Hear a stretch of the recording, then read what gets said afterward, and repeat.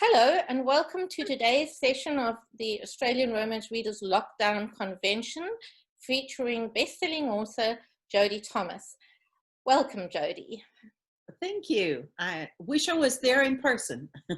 And we'd love to see you here in person. My name is Laura Boone and I'm delighted to have this opportunity to chat with Jodi. For those of you who might not know her, she's the New York Times and USA Today best-selling author of over 50 novels and countless short story collections with millions of books in print. Her stories travel through the past and present days of Texas and draw readers from around the world. In July 2006, Jodi was the 11th writer to be inducted into Romance Writers of America's Hall of Fame. She has 5 Ritas to her credit, along with National Readers' Choice Awards and Booksellers' Best Awards. And her skill as a master storyteller is in no doubt. She was honored in 2002 as a distinguished alumni by Texas Tech University in Lubbock. She has also served as a writer in residence at West Texas A&M University in Canyon, Texas. When not writing on a novel or inspiring students to pursue a writing career, Thomas enjoys traveling with her husband, renovating a historic home, and checking on their grown sons and 4 grandchildren. So Jodi, let's dive straight in. Do you remember the first romance you ever read? Yes, it was called Yankee Stranger. And I was probably 14 years old and I found it in the library, curled up in a chair and read all day in the library. Wow. And that was my kind of book. It was about, a romance during the Civil War. Okay. All right, I know you've written a couple of those too. I early on I did, yes. Yes. So when did you know you wanted to be a writer and write similar stories? I really didn't think I could be a writer because I can't spell. I am a terrible speller. English is my worst subject, I promise. And I really didn't think I could be a writer, even though even in my teens, I was always writing stories. I didn't think I could be professionally a writer. And I took a writing course right out after I graduated, and I was teaching school, and I realized that there were people that can correct my spelling and I could tell the stories. I've told stories all my life, so, and yes. It was easy. But I think writers, natural writers, don't think they think they have to have a tool set sometimes. And sometimes it's more about the story than the craft, even though we need to learn a craft, of course. So I kind of started out like that. Well, I think that's really important, the storytelling element, because you can learn the craft, but that sort of natural understanding of the highs and lows of a story, that's way more difficult to teach to someone who doesn't have that as a sort of inherent ability. So tell us a little bit then about your journey to publication. When I was 35 and I'd been teaching for 10 years, I decided I didn't want to teach school the rest of my life. So I decided to try writing. I thought it'd take me a year. And 5 years later, I'm still trying. And I think the most eye-opening thing that happened was on this journey to try to be a writer and writing every night and reading every book I could read and going to every conference I could afford. And during that journey, I was learning, but it took me 5 years. And I wrote several beginnings and several chapters and books, and I was working. And I heard about this contest in Amarillo, and Amarillo has 200,000 people, so we're not very big. And I thought, I'm going to enter this writing contest. And they had 8 categories, and I entered all 8 categories. Wow. I even wrote a mystery, and I wrote a children's and everything. And I was so sure of myself because I had worked so hard for 5 years that I remember thinking that they'll call my name for the first one, and then they'll say, Jodi, just stand up here because you're winning so many awards. And so I went to the luncheon, and my name wasn't called. One of the categories had 7 entries in it, and they gave a first, a second, a third place, and 3 honorable mentions, and didn't call my name. And that book later won a Rita. Well, I was going to say, they always say that prizes come down to the judging committee. It's not an impartial assessment. So I left the luncheon. I didn't know anybody, and I drove home. And on the way, there's a cemetery in Amarillo that I just love, because Amarillo doesn't naturally have trees, and the cemetery has trees. So I was walking around the cemetery saying, maybe I'm not meant to be a writer. Maybe I've wasted 5 years of my time. And I went over and sat down on this concrete square, and it had a bowl of fruit, my iron bowl of fruit on it. And I looked down, and on the concrete was the word through. And I thought, that makes no sense. First, the bowl of fruit didn't make any sense, and the word through didn't make any sense. And I crawled around and pulled a few weeds and found the other words on the other 3 sides. And it said, triumph comes through perseverance. And I went home. I stopped crying, went home, took the biggest magic marker I could find, and wrote it on the wall behind my desk. Triumph comes. Now, I did misspell perseverance, but that was, and it stayed on there as long as we lived in that house. And 3 months later, I sold my first book. Within a year, I'd sold 5. That is a wonderful story, and really encouraging for writers who sometimes feel like it's a long, lonely road and you'll never get there. Yes, and I think when you look back, it was a short time, but when you're looking forward, it seems really long. And I've never presented a book that hasn't sold since then.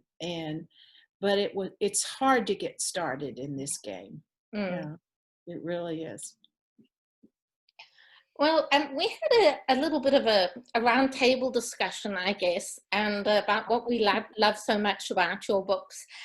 And what came up time and time again was how believable your characters are, and what an emotional punch many of them deliver for the reader.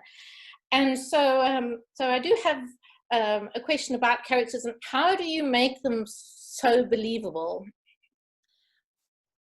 I love people that are a bubble off, that are not quite normal.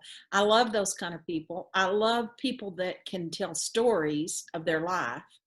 And I tend to just find them and follow them around. And sometimes my kids will say, Mom, that guy's crazy. I say, I know, but it's interesting. I'd rather be with a crazy person than that's interesting. And I love people that have passions for things. But I think the way I see my characters as people more than characters. And it's kind of like I have to wait for them, and they come in my office and they sit down and we start a conversation. And I don't know about him as I begin to write. All I know is he's had a wreck, or all I know is he's brokenhearted. And I begin writing him, and he tells me his story. And again, one sentence. I was out in a pickup riding, and we came up on a bluff, and the rancher I was with was watching his cattle go below him being driven in. And it was a beautiful sight to watch the cattle winding through in the valley. And I said, what does it feel like to own this? And he said, I'm not the owner, I'm the caretaker. And he saw himself as the caretaker. And here comes his character. It was just from one sentence he said. So that happens a lot. Okay. But I get upset. I get upset when my people do something wrong and they mess up, and I get real involved with them. In fact, my sons are afraid I'm going to name one in the will. And I might. That's funny. And you've kind of answered my next question there, which was, you know, how do you feel that emotional connection as you're writing the character? So yes, obviously, is the answer. And do you ever have readers come up to you at events and talks about specific characters? Is there a favorite character who's maybe seems to have had more impact than another? All the time, characters come up and tell me they know that person. They know who I'm talking about. Okay. And I really don't pull a personality from a person. I'll pull a phrase, they say, but that's about all. But the funniest one that happened, I went to a little town not far from here to do a signing early on. And about 5 people, the character that I'd written had been a prostitute, and she married the mayor and became very respectable. And 5 people came and told me they knew who it was. So I don't know. Okay. I get also, I think like in Twisted Creek, the grandmother in Twisted Creek going into Alzheimer's. If I read that scene today, I would still cry. I got so involved with her. And I think I do that with characters. And sometimes I put them in the next book, so not just the readers, but I'll know they're all right. Yeah. So, but I've had a lot of characters in 50 books. I can just imagine. So you've created a whole new world, I guess you could say. Maybe runs parallel to the Texas you live in. I think I live a very calm life, and I'm not as near as an adventurer as I wish I was. So I can be that in a book. Yes, that makes sense. Another thing we discussed is that many of your books have a sort of a series of love lines running through them. So there might be an older couple finding love later in life, or a younger couple that's just falling in love and learning what love is within them. How hard or easy is it for you to convey these different phases of love or stages of life? I really love doing that. I kind of think of it as none of us lives in a vacuum. We all live with our neighbors, our friends, our small town, our block. And I think when you write a book about one man and one woman, you're leaving out it's never that simple. Yeah. You know, he's got an ex-wife, you've got 2 kids, you know, he loses his job. There's a lot of things that happen, and there's a lot of other people that influence him. We're influenced by everybody we meet, really.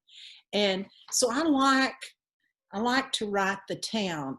And when I first started doing it, people wrote in and they complained about it because I would switch characters and I would switch stories, but the stories are all going in a direction that's going to wrap up in the end. And I don't know what that direction is. And sometimes it scares me. I have no idea where they're going, and I'm just going along for the ride.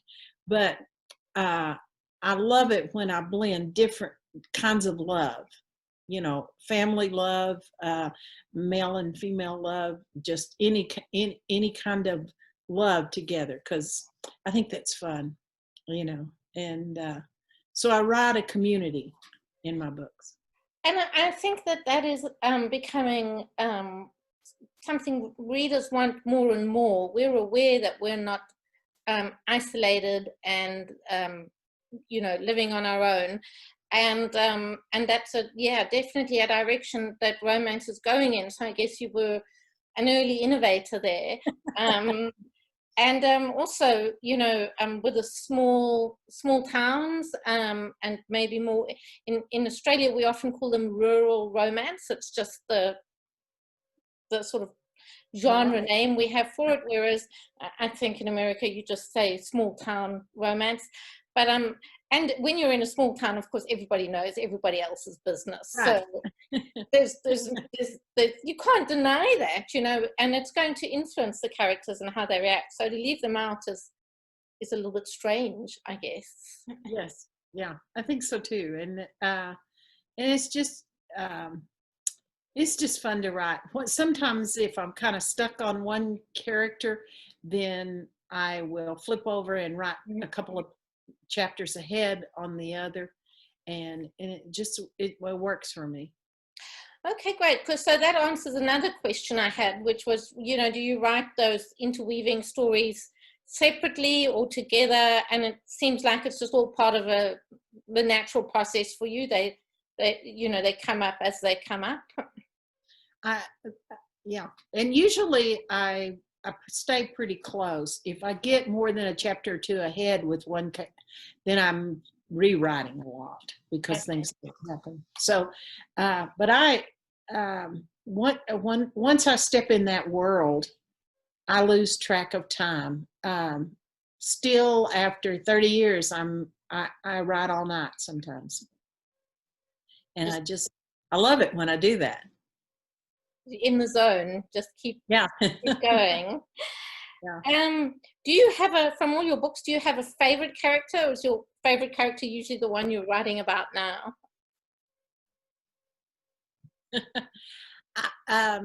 It's usually the one I'm writing about. I really, in Harmony, I had 8 books, and Reagan was in them all, and I think from the little wild girl that ran away to a woman running her own life, and I identified and knew her very well.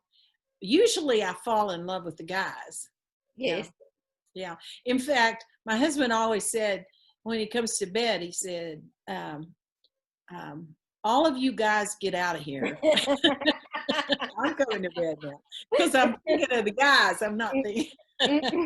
But you have to be able to write both of both viewpoints. Yes, absolutely. And do you have a favorite series or storyline that you've written, one that appeals to you, more than the others? In my historicals, I loved Whispering Mountain. Okay. Because the legend of Whispering Mountain ran through the books. It was meant to be 3 books, and it turned into more and more, went through the family. But I loved that, the premise of the book. I loved writing that. And I can't write a single book anymore. I have to write series because I get too involved with it. I really love the new series that I'm working on, Breakfast at the Honey Creek. I like it because I'm dealing with 3 little towns, and sometimes different societies develop in different towns, even though they're close to each other. Yeah, and I'm having fun with that. Well, we're going to talk a little bit more about Honey Creek just now, but I wanted to ask you a question about, so you write historical and contemporary romance. Do you like the one more than the other, or is it just a question of which characters come to you and what time they're in? I think historicals in some ways are easier to write because once you know your history, and we spend a lot of time driving around to every marker, every museum, everything. Once you know your history, you've got your bones already, so that's cool. And I really love that. And the guys in it's easier to write a hero because it's not as complicated in modern day as in modern day it's more complicated. Yes. And so it was that was fun, but I don't know, I go back and forth. I like going back and forth. Yes. Yeah, and I was going to ask you about your research as well. And so you spend a lot of time exploring Texas by the sounds of it. I grew up in ranching and farming family, and grew up riding horses and things like that. But I'm not a rancher now, and haven't been for years. But I have a friend that ranches, and I spend a lot of time out there for my ranch series. But for the historical, the research, I just I've probably been to every museum in Texas. I'd be surprised if I haven't. Yeah. Is there a favorite? Is there one you go back to? I actually volunteered and then ended up working a few years at the Panhandle Plains Historical, and it's the largest museum in Texas, and historical museum. And they had kind of half rooms. They were real short rooms. You could barely stand up straight in them, and they were just stuffed with all the stuff. And plus, I am, if you could see over my computer right now, that my great grandmother's trunk that she brought in a wagon to Texas is there. Yeah. So you've always loved history. I have, and understanding history. I think that's so important, especially in this time. Yes. Yeah, I think people tend to forget their history, but I think I think people are fascinating. I always have. What drives them to do what they do, and I think many of us are heroes. We just don't know it. That's true, and I guess that curiosity is or that interest in people is something that really drives storytellers and writers, either from a sort of an observer's point of view or from a wanting to understand perspective. Mm-hmm. Oh yeah. So now I just want to touch briefly on your time as a writing teacher and mentor, because many of our members are writers as well as readers. And is there any particular advice you would give to an aspiring writer? Aside from perseverance, which we discussed earlier. I would say, first of all, read. My husband was in the Army when we were first married, and I spent a lot of time alone. And looking back, I thought that was terrible, but now I think it was great because I read a book a day back then because there was nothing else to do.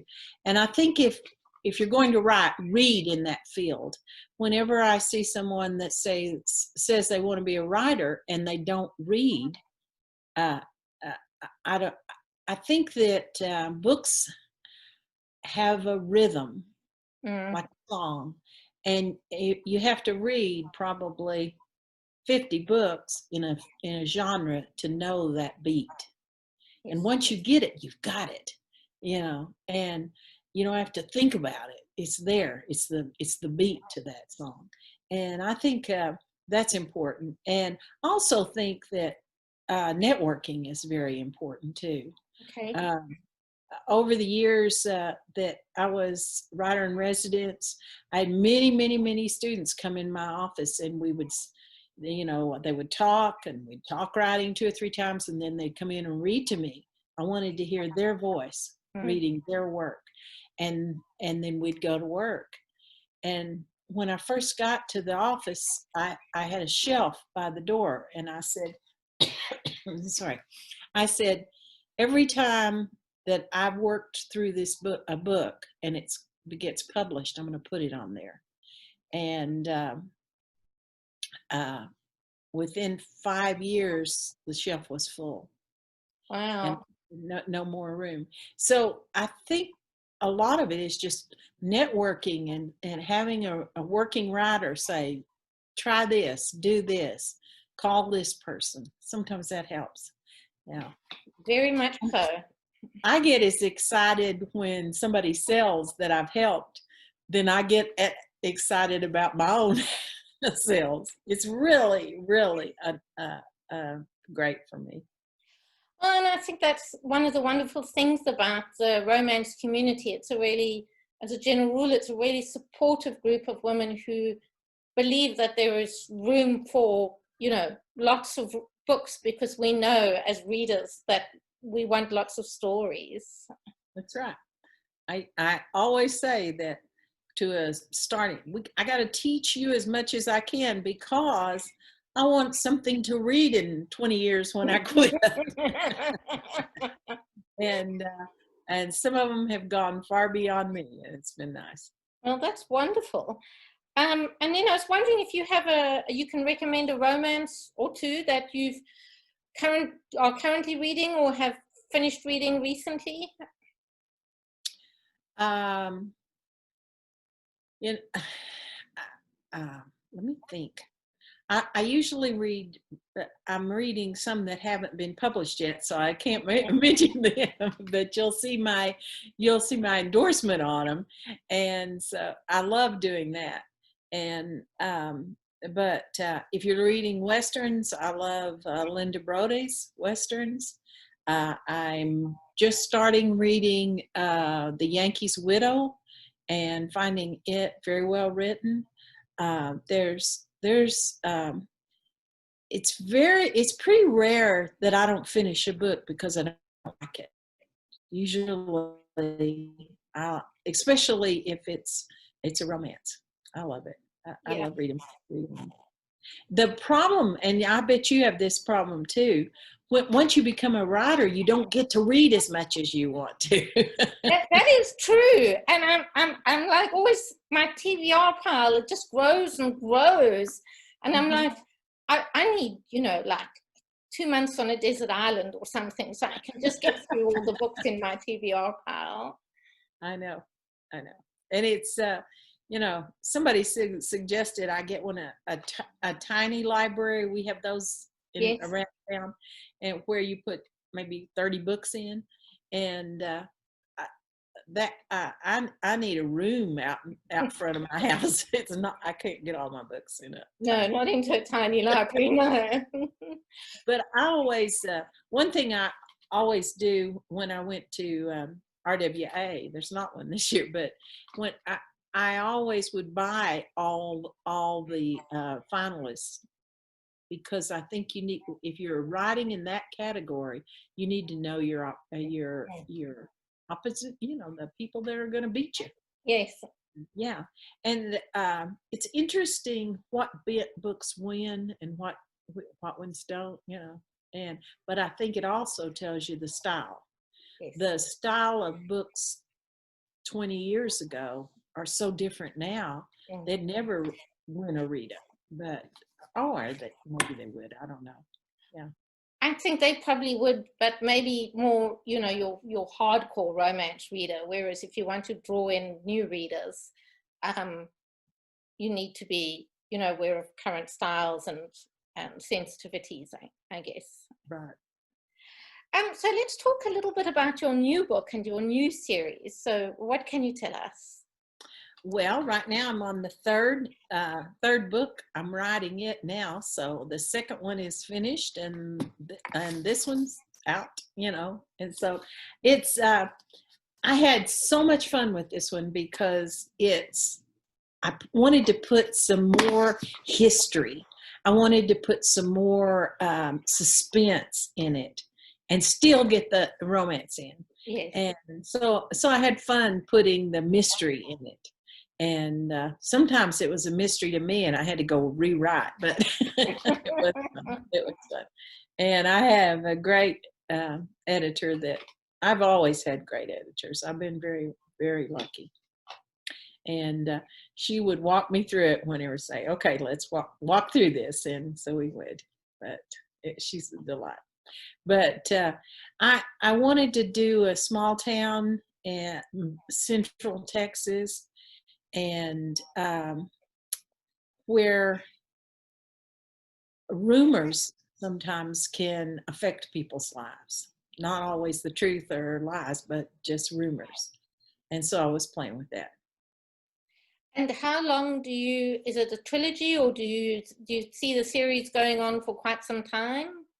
I know it will go on for 3 books, and I hope it goes further than that, because I'm enjoying, and by putting it in a valley with 3 little towns, that gives you more of a blend. Yes. And who are perhaps just for someone who hasn't read about Breakfast at the Honey Creek Cafe, who are the 2 main characters in this one? Well, Piper is the mayor of the town, and she has a Texas rank. No, he starts out as a state trooper. In Texas, state troopers it's a training ground for the Texas Rangers. Right. And he wants to move up, of course, and so he takes this assignment to guard her. And I thought that was, and he is very attracted to her from the beginning, and she is just interested in her career. And I had a lot of fun with the secondary characters, and I had a young kid who never had a date, and he's in this small town, and he needs money, and he only has a pickup, but he becomes an Uber driver. Okay, yeah. But nobody likes him because he drives this rattly old pickup, and he can only take one person, so it's not any fun. But he was my favorite character. I think I really got attached to him, and he plays a very big part in the next book too. Wonderful. But he just, he's one of those people that everybody in school knows, but he doesn't really have a friend. Mm-hmm. And he would like to be friends with the prettiest girl in school. And it's just interesting. I don't want to give away too much, but it was fun with those 2 characters, and it's fun with the second book with them. Okay, well, that gives us something to really look forward to now. Will that be out next year? Yes, it'll be out in the spring. Okay, fabulous. All right, well, I guess it's about time for us to wrap up. So if I could ask you to hold up your treasure hunt sheet. And just lift it up a little bit. That's perfect. Yeah, and everybody can see the code there. Thank you so much. And thank you again, Jodi, for joining us. It's been wonderful chatting with you. And we look forward to having you here in Australia with us one day. I love that. I would come tomorrow. Well, maybe not tomorrow. Yeah, I don't think that the airports are open yet, but just I would love it. It would be so much fun. And I've always felt a kinship with you, because you guys are just like Texans. You're rowdy people. We are rowdy people, and we have big open spaces as well. I think there's that in common too. And that's probably why, well, one of the reasons why your books are so popular here. Oh, that's wonderful. That's wonderful. Well, thank you very much. I cannot believe we're just talking as if we're talking, and we're hours and hours away. I know, it's amazing, isn't it? But it's been wonderful.